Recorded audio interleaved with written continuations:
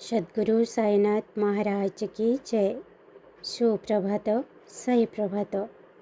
बाबा कहते ଏହି କଳି ଯୁଗରେ ଏମିତି ବହୁତ ସାରା ଲୋକ ଅଛନ୍ତି ଯେଉଁମାନେ ଭାବନ୍ତି କି ଏହି ଯୁଗରେ ଏତେ ଭଲ ହେଇକି ମଧ୍ୟ କ'ଣ ମିଳୁଛି ବା ଆଗକୁ କ'ଣ ମିଳିବ। ସେଥିପାଇଁ ତୁମେ ମଧ୍ୟ ବେଳେ ବେଳେ ଏଇଭଳି ଅନୁଭବ କର ଯେ ଯଦିଓ ମୁଁ ସର୍ବଦା ସତ୍ କର୍ମ କରୁଛି ତଥାପି ବି ମୋ ସହିତ ଖରାପ ହେଉଛି। ତେଣୁ ଆଜି ମୁଁ ତୁମକୁ ଗୋଟିଏ କଥା ବୁଝାଇ ରଖୁଛି କି ଜୀବନରେ ଯେବେ ବି ଯାହା ହେଇଯାଉନା କାହିଁକି କିନ୍ତୁ ନିଜର ଭଲତା ଛାଡ଼ ନାହିଁ। ଲୋକମାନେ ଯାହା କୁହନ୍ତୁ ନା କାହିଁକି, ପରିସ୍ଥିତି ଯେତେ ବି କଠିନ ହେଉନା କାହିଁକି କିମ୍ବା ତୁମ ବିରୁଦ୍ଧରେ ହୋଇଯାଉନା କାହିଁକି, କିନ୍ତୁ ତୁମେ ନିଜର ଉତ୍ତମତା ଛାଡ଼ ନାହିଁ। ମନେ ରଖ, ଦିନେ ନା ଦିନେ ଭଲ ସାମ୍ନାରେ ଖରାପକୁ ମୁଣ୍ଡ ନୁଆଇବାକୁ ପଡ଼ିଥାଏ। କାରଣ ତୁମ ପରି ଭଲ ପିଲାମାନଙ୍କ ହେତୁ ଏହି କଳି ଯୁଗରେ ମଧ୍ୟ ଲୋକମାନଙ୍କୁ ଏକ ଆଶାର କିରଣ ଦେଖାଯାଏ କି ଆଜି ମଧ୍ୟ ଏହି କଳି ଯୁଗରେ ଦୁନିଆରେ ଭଲତା ଅଛି। ବହୁତ ଭଲ ଲୋକ ମଧ୍ୟ ଅଛନ୍ତି।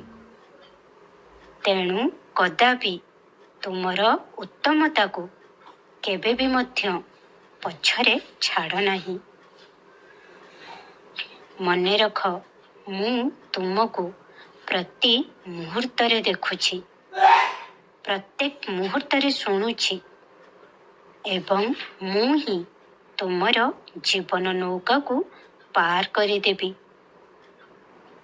ଏହା କେବଳ ଶ୍ରଦ୍ଧା ଏବଂ ସବୁରି ବା ବିଶ୍ୱାସ ଏବଂ ନିଷ୍ଠାର ସହିତ ସବୁକିଛି ହାସଲ ହୋଇପାରିବ। ଖୁସିରେ ରୁହ। ବହୁତ ସାରା ଆଶୀର୍ବାଦ କରୁଛି। ତୁମର ମଙ୍ଗଳ ହିଁ ମଙ୍ଗଳ ହେବ। ଆସନ୍ତୁ ସାଙ୍ଗ ହୋଇ ବାବାଙ୍କୁ ଧନ୍ୟବାଦ ଦେବା ଏବଂ ବାବାଙ୍କ ପ୍ରାର୍ଥନାରୁ ନିଜର ଦିନଟିକୁ ଆରମ୍ଭ କରିବା। ओम श्री गणेशाय नमः। ओम श्री साईनाथाय नमः। साई बाबा के 11 वचन। जो शिरडी में आएगा आपत दूर भगाएगा। चढ़े समाधि की सीढ़ी पर, पैर तले दुखों की पीढ़ी पर, त्याग शरीर चला जाऊंगा, भक्त हेतु दौड़ाऊंगा। मन में रखना दृढ़ विश्वास, करे समाधि पूरी आस। मुझे सदा जीवित ही जानो, अनुभव करो सत्य पहचानो। मेरी शरण आ खाली जाए, हो तो कोई मुझे बताए। जैसा भाव रहा जिसी जन का, वैसा रूप हुआ मेरे मन का। भार तुम्हारा मुझ पर होगा, वचन न मेरा झूठा होगा। असह्यता लो भरपूर, जो मांगा वो नहीं है दूर। मुझ में लीन वचन मन काया, उसका ऋण न कभी चुकाया। धन्य धन्य ओ भक्त अनन्य, मेरी शरण तज जिसी न अन्य। अनंत कोटि ब्रह्मांड नायक, राजाधिराज योगीराज, परम ब्रह्म श्री सच्चिदानंद सद्गुरु साईनाथ महाराज की जय। शिरडी महाराज की जय।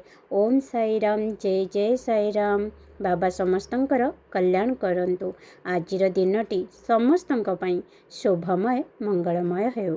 ओम साई राम। जय साई राम।